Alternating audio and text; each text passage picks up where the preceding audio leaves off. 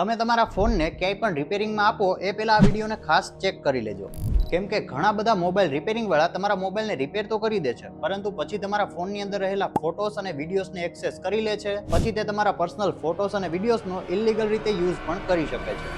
માટે કોઈ પણ મોબાઈલને રિપેરિંગમાં આપતા પહેલા એક ખાસ પ્રકારનું સેટિંગ ઓન કરવાનું હોય છે. જેમ કે તમે સેમસંગનો ફોન યુઝ કરો છો તો તમારે મેન્ટેનન્સ મોડ સર્ચ કરવાનું છે અને પછી આ ઓપ્શનને ઓન કરી દેવાનો છે. કંઈક આવી જ રીતે જો તમે ગૂગલ પિક્સલનો ફોન યુઝ કરો છો તો તમારે રિપેર મોડમાં જવાનું છે અને આ ઓપ્શનને ઓન કરી દેવાનો છે.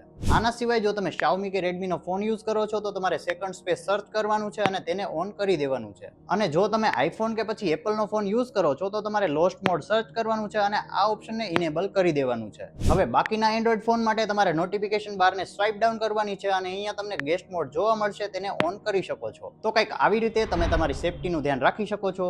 આ વિડીયો ખૂબ જ ઇન્ફોર્મેટિવ છે, માટે તમામ લોકો સાથે અત્યારે શેર કરી દેજો અને ફોલો કરી લો ટેકનિકલ ગુજ્જુને આવી ટિપ્સ એન્ડ ટ્રિક્સ માટે.